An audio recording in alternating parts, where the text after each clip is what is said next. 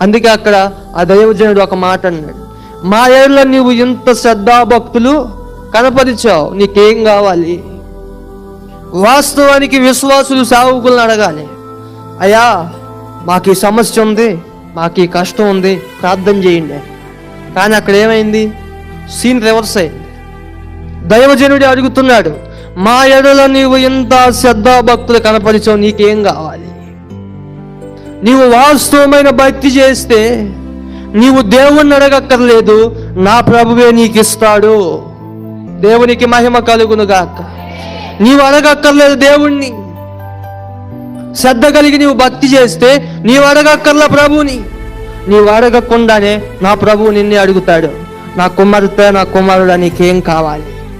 ఆ స్థితిలోకి మనం నడిపించబడాలి అండి. యేసన్న గారు ఒక మాట చెప్పేవాళ్ళట, ఆశీర్వాదం కోసం మనం వెళ్ళకూడదురా, మన వెంట ఆశీర్వాదం రావాలి. ఎగ్జాంపుల్ చెప్పేవాళ్ళట, ఒక హోటల్కి వెళ్ళావు, ఒక ప్లేట్ ఇడ్లీ ఇమ్మన్నావు, ఇడ్లీ ఇస్తాడు, ఇడ్లీతో పాటు ఏమిస్తాడు? చట్నీ ఇస్తాడు. సపరేట్గా అడుగుతున్నారా?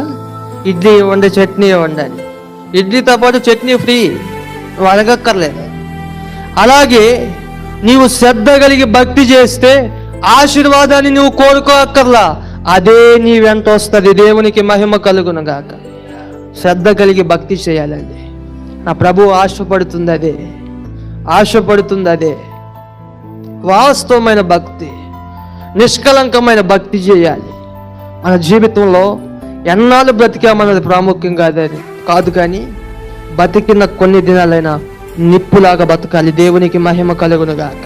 రోషము కలిగి బతకాలి, వాస్తవమైన భక్తి చేస్తూ బతకాలి. ఈ క్షణమే ప్రభు వస్తే ఆయనతో పాటు వెళ్ళగలిగిన స్థితిలోనికి నీవు రావాలి. ఎంతమంది ఇప్పుడే నా ప్రభు వస్తే ఎత్తబడే పరిస్థితిలో ఉన్నారు?